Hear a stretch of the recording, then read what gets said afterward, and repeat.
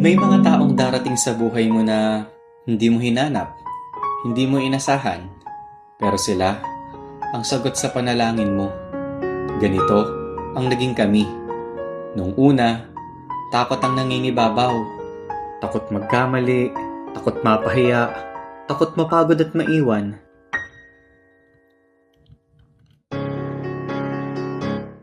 Pero sa bawat araw, natutunan naming tanggalin ang takot at buksan ang puso.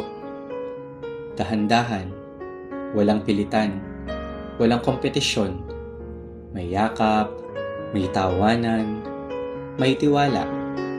At sa bawat pagtanggap namin sa isa't isa, parang unti-unti din akong nabuo. Huwag kang matakot na matulog mag-isa. Kasama mo naman ako.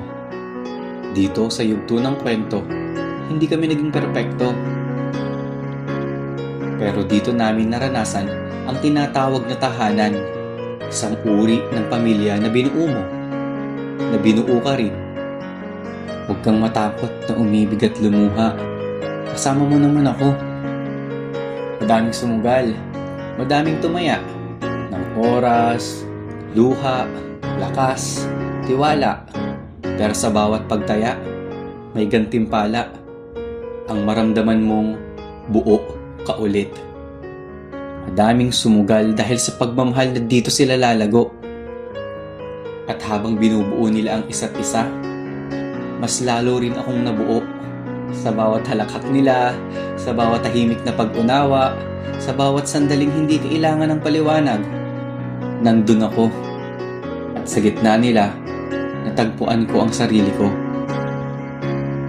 Makapangyarihan ng pag-ibig na hawak mo sa iyong kamay. Pag-ibig ang bumuo sa amin. Ang pag-ibig na may sakripisyo, may puwang para sa kahinaan, at nagbibigay ng lakas na magpatuloy sa gitna ng problema. Huwag kang matakot, di kita pababayaan kailanman. Dito sa pagbuo, natuto kaming sabayan ang lakad ng isa't isa. Natuto kaming hintayin ang mabagal, saluhin ang bumibitaw, at ipagdiwang ang bawat hakbang, gaano man kabagal o kabilis. Buo kami, hindi dahil wala nang kulang, kundi dahil tinanggap namin ang lahat ng bahagi ng isa't isa. Kahit nangangapa, nanghihina, at nagsusumikap pa din na buuin ang sarili.